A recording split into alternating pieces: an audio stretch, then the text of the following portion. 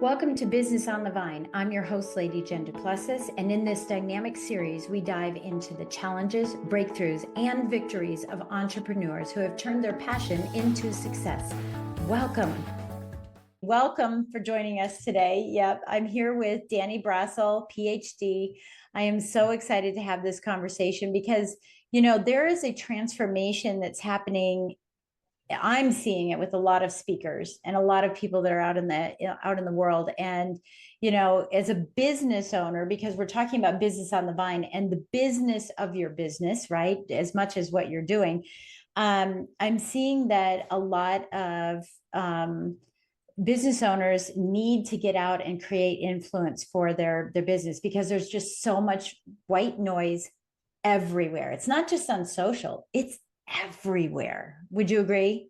I completely agree. Matter of Yeah. fact, I have a friend. He teaches people how to be authentic, and I always give him a hard time. I'm like, if you have to teach them to be authentic, maybe they're not that authentic. Right. Then there's a problem there.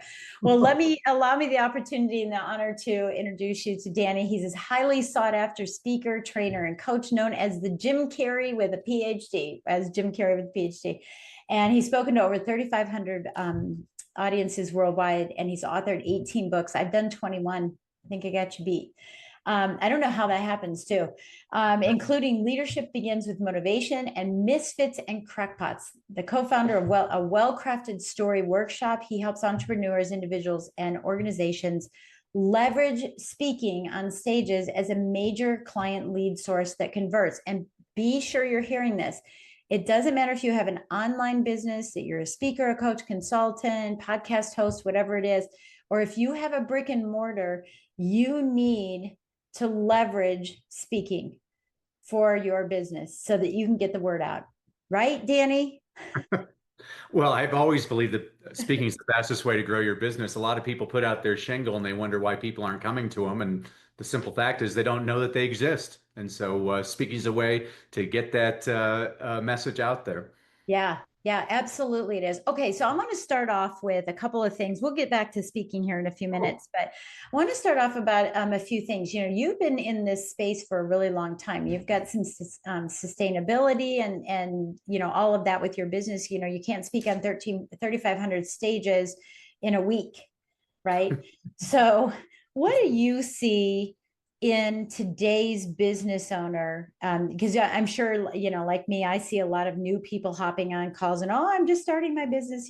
What do you see that new people are doing? I'm not going to say it's a mistake, but if you could run to them and shake them and say, I already tried that, don't do that, it won't work.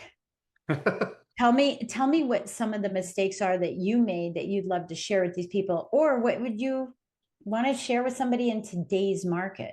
Yeah, if there's one, well, there's two strategies that I'll share with the audience. I don't give tips anymore because I give tips to waiters. I'll give strategies to your audience. Perfect. I love it. So I'm a big fan of Brene Brown talks about vulnerability, and I completely agree. I feel like a Baptist in her front row saying amen.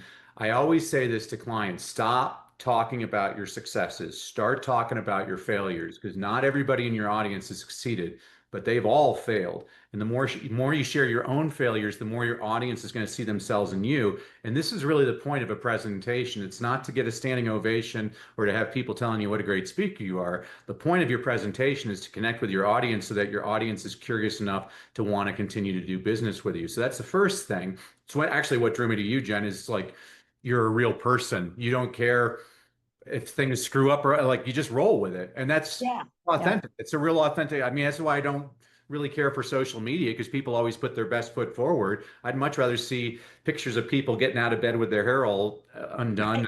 And, Okay, wait a minute. like, I have to stop you for a second. go Did, for it. did you see the video where my microphone fell through my dress? Is that the video you're referencing? Great. It's great. It's wonderful. Yeah, but that's a real moment. I It mean, is. Yeah. most of the people I work with, they either are terrified of speaking or they have no interest in speaking. I say, you don't have to be polished. Like the people that we connect with are people just like you and me, and that's what you're trying to do is Yeah. connect with your audience. And then the second biggest mistake I see people make, it actually, I was on a podcast earlier and the hostess made this mistake, is at the end of her at the end of our talk, she said, I hope you enjoyed today's episode. Make sure you like, subscribe, and give us a 5-star review. And we got off the air. I said, you just asked your audience to do 3 different things. They're not going to They're do not going anything. to do any of them because choices confuse and cause you to lose. So it's very important to have one very clear call to action. If you can remedy those 2 things in your presentation, you're better off than 80% of the people I watch. Wow. I love that. Okay, I want you to repeat that again because I'm going to write this down because this is actually going to be one of your ego bites for when we release this thing, right? Choices confuse. Well, I'm a former teacher, so everything I do I either love rhymes or alliterations. I yeah, love it. yeah. Yeah. It's either alliterative or rhyme. So Right. choices confuse and cause you to lose. Okay. Cause you to lose. Yep. Got I got all kinds of those. I know. I'm one. We could just speak that language. We could just speak that language if you want. Want I've got a people to bunch of enjoy this. yeah, yeah. Okay, so thank you for sharing that. And again, I have to just emphasize, if you're a business owner, and hopefully you are because you're listening to Business on the Vine, right? And you're listening for, I heard it through the grapevine. These are things I should be doing or not doing, or what I should be looking forward to, is that you speak to your team, you speak to your employees, you speak to your virtual assistants. You are a speaker. You speak to your family, you speak to all kinds of people. So why not be interesting? There's a song that says 100 bad days creates 100 great stories, which makes me interesting and exciting, right? So I love it. I love that that's the case. So when we think about, you said, okay, all your failures, talk about your failures. The only thing I want to ask you about this is there are so many, I'm hearing recently, the hero's journey, right? We talk about the hero's journey. Well, I was in the muck and my trauma story, and then I came out and I'm good. There's a lot of talk about not doing that story these days and not talking about the muck. I'm just going to say that lowest point, your hell, right, versus your heaven. So how do you weave in the failures and do it in a positive light if that's what someone chooses to do, or do it in the traditional hero's journey? What do you suggest there? Yeah, when I co-created Well Crafted Story with my business partners, Coach Jimmy Hayes Nelson and Dave Ward, I call us the professor, the performer, and the producer because my background's academia. Coach Jimmy was a Broadway actor, and Dave was an attorney and an AI specialist. And when Coach Jimmy and we used to coach large groups, and one of the companies we worked for, they said, "Oh, talk about that traumatic story." And there are 3 reasons why I completely hate that idea, Jen. I mean, Yeah, what we're trying to do is I call it a well-crafted story. In superhero movies, they call it an origin story. Politicians call it a Trump speech. You can call it peanut butter and jelly. What we're doing is creating a presentation that you're going to deliver again and again to introduce yourself to new audiences to get them hopefully to take the next step with you, whether that's to buy your product or to subscribe to your podcast or whatever right. that is. Now, that the world just survived a global pandemic. I think everybody's had a lot of bad stuff happen to them. I don't think we need another doom and gloom story. I think we need I more think so too. positive I'm with you. stories of hope. Second of all, you're going to deliver this story again and again. Do you want to relive the worst moment of your life again and again? I mean, I have a friend, his daughter was killed in a school shooting. He's delivered that speech to over 1,000 Yeah, audiences. I know who that is. Yeah, Oh, you got to be a lot stronger than me to do that. And then yeah, third, and this is where people get angry with me. I have one objective when I'm on stage. I want you to leave feeling better than when you came in. I want you laughing, smiling, happy. I think there's something admirable about that as a goal. I believe the people that tell the same sad story again and again, by the 20th time they're telling it, now those are crocodile tears and now they're being manipulative. And I'm not saying it's not an effective sales strategy. It's actually a very effective sales strategy. But I personally don't want to have to take a shower after I get off stage because I just manipulated my audience. There are ethical yeah. ways to get people to want to do business with you. So I'm right with you, Jen. I don't believe in that approach Yeah. whatsoever. Yeah. So how do you bring up your failures then? How do you talk about your failures? Because you're saying, hey, I think it's important because that's how you become authentic, right? And by the way, even a trauma story, because I've done them, I still do a few here and there, but not bad. But I did, a major trauma story, and it was trauma for me to deliver it Yeah. because I never wanted to, right? Ever. And but all these people came up and they go, oh my gosh, I resonated with you so much. That's me, and I thought, ooh, maybe I'm onto something here, right? Because this is the story. And I even had someone say to me, wow, so you aren't perfect. Right.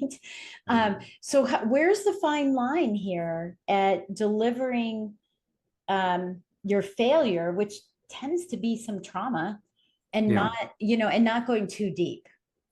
Yeah, I mean, don't get me wrong. I don't think sad stories are necessarily horrible. It's just I always want a happy ending. That's why I watch American movies as opposed to French movies. Like if Julia Roberts dies in the middle of a movie in America, I know by the end of the movie she'll be resuscitated and alive again. If she dies in the middle of a French movie, I turn to my wife, I'm like, I think she might be dead. This is depressing. Oh, I don't want that. So you have to show people there's a light at the end of the tunnel. I mean, I was at an event 2 weeks ago, and the first two speakers told the audience to enjoy the journey. And I guess I was feeling a little facetious that day. So I got on stage. I'm like, you ever notice the people who say enjoy the journey have already succeeded? I mean, when you Right. couldn't make rent, were you like, man, I'm really enjoying this journey. I don't know how I'm going to eat tomorrow. This is a lot. No, it's horrible advice. So I Sometimes think I what get you to always have to do is yesterday. to, yeah. And I mean, I like to infuse humor into Yeah. my Yeah. presentation.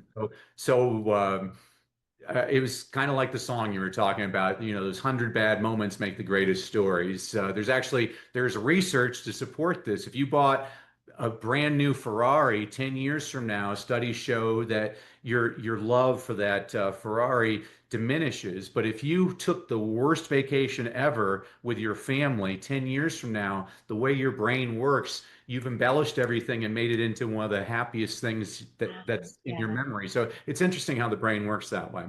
Wow, that's crazy. Okay. So I want to ask you some questions about business. How have you survived so long? Uh, be good at what I do, and I'm honest. Have Okay. integrity. Yeah, right there. I find very few people have integrity nowadays, and I'm kind of a handshake kind of guy, a little bit old-fashioned, and I think if you over-deliver what you promise people, you'll always have a good name, and that's very important to me. Somebody asked me that the other day. They're like, "When you die, what do you want people to remember you as?" I'm like, "Helpful." Right. Just something simple, Yeah. I helpful, mean, helpful. It didn't need to be profound and stuff. Yeah, I think that's really important. Integrity happens to be my number one core value for my business, integrity. And yeah, a lot of people lack that. And I do think that that's what creates a sustainable business. When you look back on your business, what do you think was the biggest mistake you made? So now we're not talking about failures, but biggest mistake, was it a decision? Was it something else? What's the biggest mistake that you made?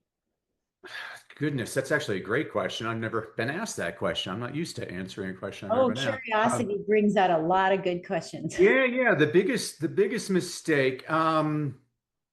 Well, I guess it refers to that first strategy I share with everybody. Is I used to think that I had to be polished. I had to know exactly my timing and everything. And Yeah. I was giving a presentation in Wichita, Kansas, and a tornado hit, and we lost the power. And so I asked the janitor to give me a flashlight, and I did the next 90 minutes in the dark. Oh my God. And I was like, oh, I can do it in the dark. One time I was giving a presentation in Las Vegas, and my PowerPoint went down, and I just looked at everybody. I'm like, just so you know, whenever I have a problem with the PowerPoint, I have to teach you all songs. And I taught everybody songs, and it was like the best evaluations I'd ever had. I'm like, maybe I should start faking a PowerPoint problem because Right, right. everybody likes it that way. So I guess, but those are the things that are good. We're having you know, okay, I'll give you a story. So I was in India in 2018 touring schools, and uh, this principal opens up a door, and there's 5,000 kids in an auditorium. There's like 20 newspapers, five TV stations, and the principal announces to everybody, he's like, and now for the next hour, Dr. Brassell is going to teach us the three secrets to reading better. And you're going, what are the three secrets? Oh, I mean, no, nobody's told me I'm speaking. I have no such speech, but I got 5,000 kids. I got media Right, there. Fortunately, it's India, so I get to speak a little slower. So I look at the kids, right. I'm like, Today, I am going to teach you the 3 secrets And to you're read going, what? better. Who wants to? And the kids are going wild. And in my head, Jen, I'm like, what the heck are the 3 secrets to reading better? And Right. basically, using the process that I take my clients through in 30 seconds, I put together a presentation that was broadcast to 1.5 billion people. And now I have a company formed based on that presentation. So Wow. sometimes you need those mistakes to really get your genius because Yeah. a lot of us, that's where we find our genius is that Yeah. pressure is a privilege, as Billie Jean King Yeah. said. I think someone needs to write a book. Maybe it's me, or maybe you, because we're in competition. No, no, I have no competition. I only have potential collaborators. Right. No, I know. I heard that story all the time. But it's so funny because there's so many little stories that speakers could tell that would be a great compilation book, Yeah. right? Of all the little secrets. If the mouse in the corner could speak about speakers, it would be pretty cool. Okay, so I'm a business owner and I don't like to speak and I don't want to go out and speak and tell everybody, but I know I have to speak to my team.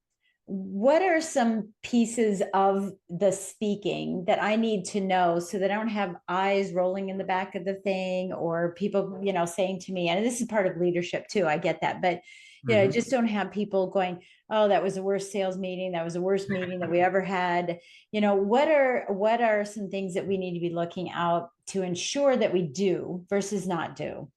Well, one thing I've never had anybody, Jen, 6 months after a presentation come up to me and say, "Oh, Danny, you know what the best part of your presentation was that one PowerPoint slide with 18 bullet points that I couldn't read because Oh, the font was so small." I've never heard anybody say that. So all these no, people that rely on their slide decks, get rid of the slide deck. That's absolutely. ridiculous. Absolutely. Yeah, Practical. you become their audience when you have a slide deck.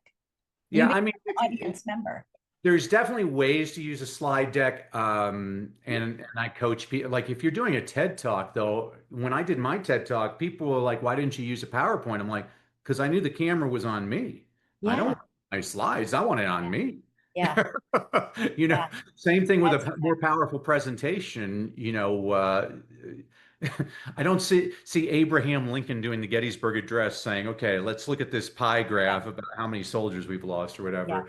Um, I think the most important part, I mean, it's not that I think this, the research shows this. Most important part of any presentation is the beginning of your presentation. This is why we have to connect. So, the process that Jimmy and I take our clients through is the 5 C's. You have to have clarity before anything, and then when you get into your presentation, you have to connect, teach meaningful content, have one clear call to action, and have a compelling close. Okay, so connecting, Love again, that. former school teacher, you always have to wrap.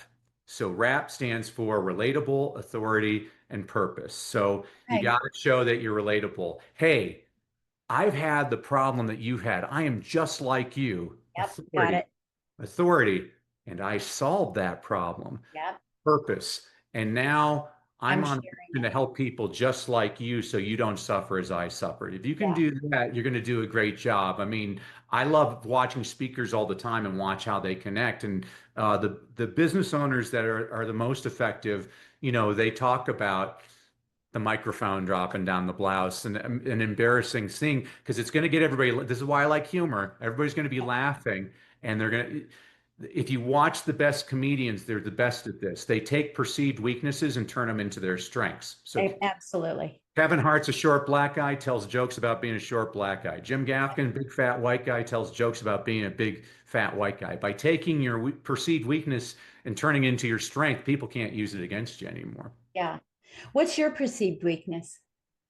I don't know if it's a perceived weakness. I go off topic. You've already seen that. Yeah. Uh, Yeah. I definitely But you're like to having get fun. stuff. I mean, part of Yeah, this is have fun. yeah. I mean, I've never met a microphone I didn't like. So, Yeah. Yeah. Well, it is. And like I said, I mean, look at and we just talked about everybody's gonna be asking about this video. I'm probably gonna have to have my team put a link in this thing. Yeah, where it fell through my dress and I just kind of walked with a little tail on my dress. It's hilarious. But but there was another time I was walking across stage and my high heel got caught in one of those divider things, the raised stages and stuff. yeah. And my high heel left me, right? So as I'm walking, it left me. It stayed there, decided it didn't want to go. And I just kept walking. But then, I kind of stumbled a little bit. And then I said, would it be okay if I just take my shoes off? And everybody's like, oh, yeah, of course it's fine. I go, okay, that sounds good. And I think that kind of stuff is really good. But I know that you have structure in what you're doing too. And that's why you have rap, you have these alliterations, and I have the Mhm. bunches too. So I love rap again. And we'll create the whatever we do with this. I don't know, because someone will go back and find the rap and write it someplace. There you Um, go. but yeah, I think that's really good. I want to talk about your business again. Tell us a little bit about how your business is structured. You're talking on, you've talked on 3,500 stages. I don't know if it's growing or if it's like, hey, I'm kind of slowing down. Maybe with internet, we can do more of it here.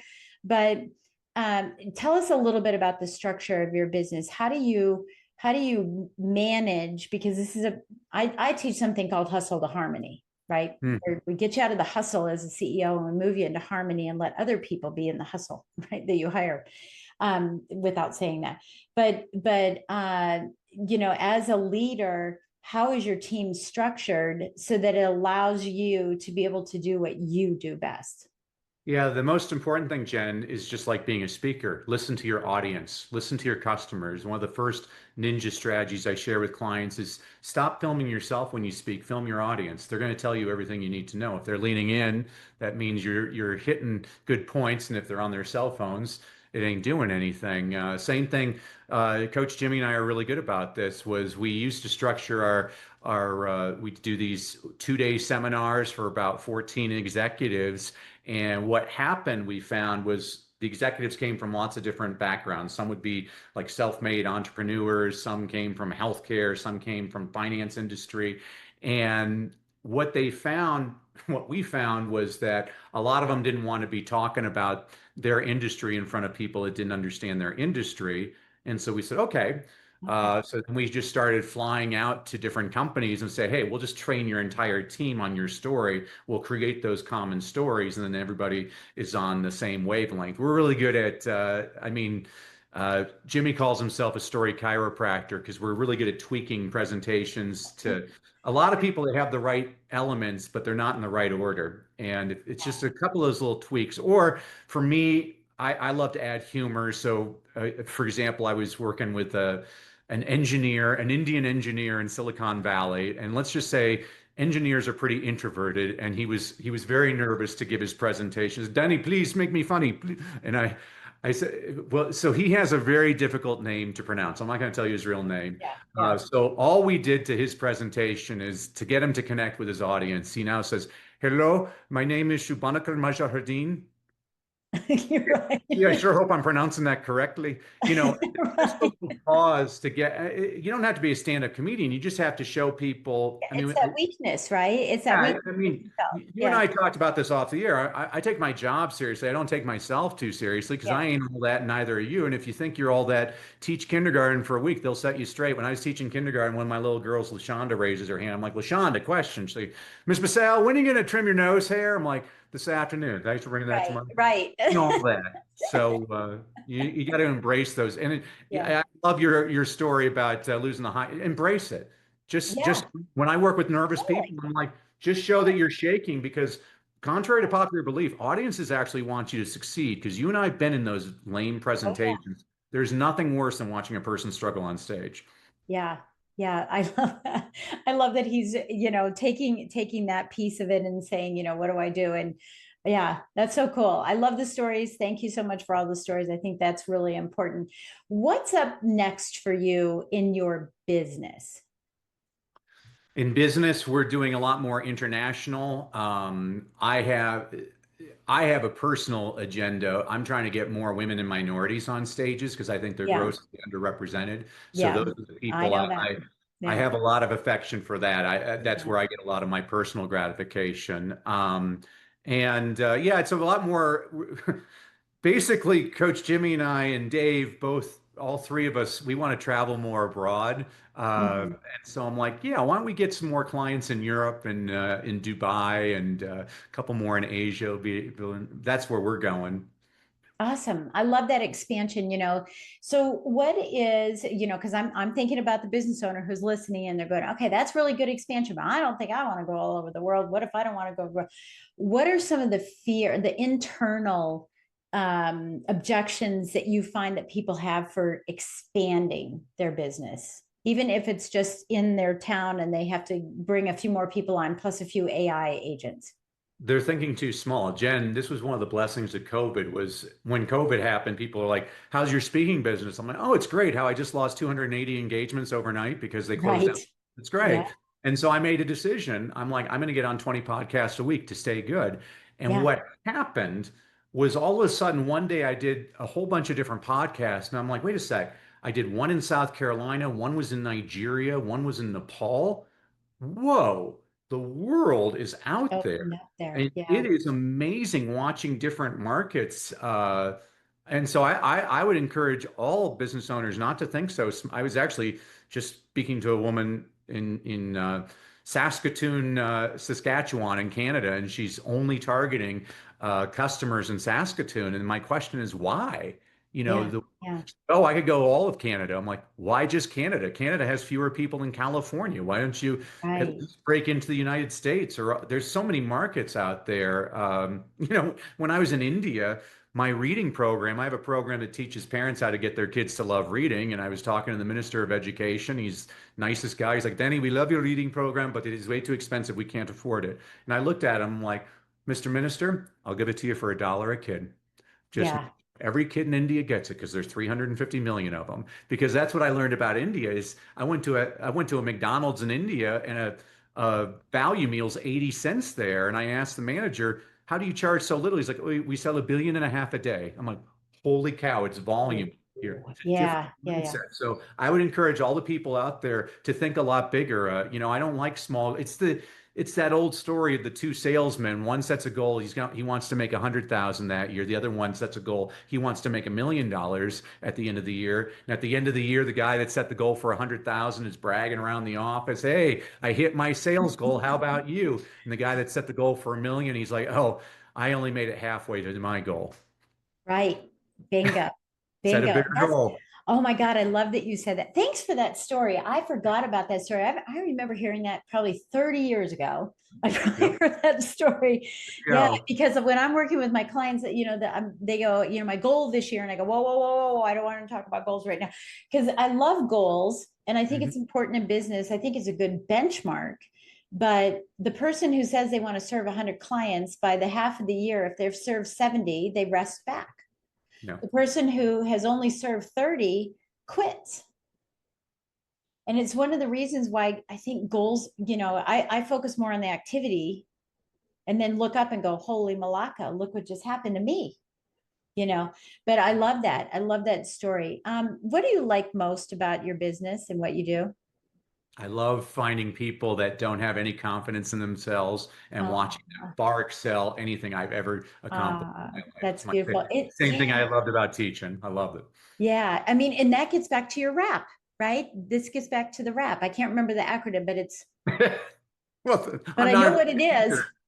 Relatable. You got to show you're relatable. You got to demonstrate your authority, and because you you've have been there and now purpose. you want to share it with the world. Yeah. Right. Yeah, you want to share it with the world. I love that. I think that's wonderful. Okay, so what are you reading today? Do you read? I mean, yeah, I'm sure you do because you have everything about reading for people, right? Reading. And I'm a speed reader, so I usually have 3 or 4 books laying around.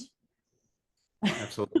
Yeah. Well, I've got one of the world's biggest book clubs, lazyreaders.com, where every single month I give 10 book recommendations, 3 or 4 adult level, 3 or 4 young adult level, and 3 or 4 children's level books, all under 250 pages. So people who say they have Oh no time my to read, it's something God. you can read quickly. Yeah, so See, I if I get didn't ask that question, you wouldn't be able to say that because it's I nowhere in the information. it's Oh, I perfect. love it. Perfect. So I'm usually, you know, The lazy reader.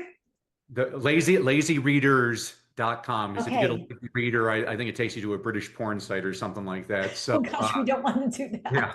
No, I had read The Rise of Theodore Roosevelt by Edmund Morris, and in that book, it said something amazing. By the time he was 30 years old, Teddy Roosevelt had read over 20,000 books. I heard And that. Yeah. when I used to tell that to my kindergartners, they go, "Wow." So I'm like, "All right, kids, we're going to read 10 books a day now." I mean, many of them are scratch We and have to sniff and catch pop. up. We are going to read 10 books. I mean, I think kids' books get a totally bad rap. I think some of the most important business lessons are found in Mother Goose and Aesop's fables and things like that. Well, Um, look at Dr. Seuss, right? The places we will go. I can't tell you how many times I've read that book to salespeople. Unbelievable book, and right? for the Oh, the places we'll go. And for the last 50 years, I think it's usually in the top 5 book sales in May and June because that's when graduation is, and it's the standard graduation gift for people. Not a bad Yeah. idea. Yeah. Oh no, it's really been, I love that. Okay. So I went there. I'm on the site. I can't believe I did it during the show, but I do it all the time because I'm an action taker. Like I just want to, Cool. I want to know more about it. And especially because I love to read, and sometimes I have to listen because, Darren Hardy was my mentor for a long time. And he said, Oh, hey, Darren's great. That's so I love good. Darren. I spoke with him on many stages, over the years, and he said, this is what I want you to do, Jen. I want you to go back and I want you to read every one of the books you've read at least 2 times more. And I go, what? And he goes, it'll be easy for you, but you're going to remember, you're going to learn other things in the book. I was studying to be a cardiologist, so I took a speed reading class at Colorado State. Nice. And I thought, well, if I have to be a doctor, I'm going to have to read. And it's just been wonderful, all my life to be able to use it. I love it. And I love that you're doing this. And I love you're doing it for kids. And, I love that you can join this club and these little short books for busy people. Do you have an app for it yet? I'm sure there's an app there, but I'll push Darren's. Darren has 2 books, but The Compound Effect, I think, is one of That's the my best. favorite book in the world. If you ask me that on a show, what's your favorite book? The Compound Effect. Absolutely. It's fantastic. My Great. favorite book. And I absolutely love him. Okay, what would you like to leave with people? I know we're going to have all of your links so people can reach out to you and say, hey, you're fun. There's speaker coaches and then there's fun speaker coaches. They want to Um, reach out to you. What do you want to leave with everybody today? Thank you for that. I appreciate the fun part because that's what if you're gonna give speeches, I'm like life's too short to be stressed out. Let's have fun with this. And Yeah, so, as a thank you to you and everybody for listening to me, I wanted to give everybody a freebie. I'm going to give everybody your own well-crafted story blueprint. What this is the actual process that Coach Jimmy and I take our clients through on how to create your well-crafted awesome. story. Thank What this you. does Yeah, what this does for you is it takes the guesswork out of where should I put this information and why am I putting it here? And what this means for you is the peace of mind that I have an actual system that's going to keep on getting me clients again. And Jen, you're just fun. You're fun. I Well, like that word. That's it. That's a good. You're fun, and the questions were very refreshing. And I'm so glad you're in the world. You keep on being the positive influence Well, you are. thank you. Thank you very much. Yeah, I go back to curious, right? Be curious. I don't have any preset anythings. I ask a few of the same things once in a while, but thank you. Thank you for that compliment. I really appreciate that. It's like Wonderful. Walt Whitman, be curious, not judgmental, he said. That's exactly it. That's exactly it. Yeah. Well, thank you for being on Business on the Vine. I really appreciate your insight. And for those of you that are listening, what I want to share with you is be fun, right? I'm going to kind of recap what you've been talking about. Right? I'm going to say be fun. Yeah, be fun. Don't be so serious about everything. I think that's really important. Make sure that your authenticity is coming through, not trying to be authentic, right? Use his rap approach if you need to use the rap approach. And I think that if you go to his bookstore, to his Lazy Readers book, you'll be able to read more books and consume more information that will make you a better leader in your business. And last but not least, we'll have the link in the bottom here so you can get his free gift too. So that maybe you can get started on this. And of course, it has his contact information so you can follow him and watch him and listen to how he does what he does and learn from that. So thank you so much, Danny. I really appreciate it. Glad having you here. Thanks, Jen. You're better than an AI note taker. I'll take you anywhere to summarize me. Okay. Sounds good. All right. We'll catch you next time on Business on the Vine. God bless. Thank you for joining us on Business on the Vine. If you found value in today's conversation and would like additional support, go to supportfromjen.com. Remember, the best ideas are always discovered on the Vine, so keep innovating, stay inspired, and continue to grow.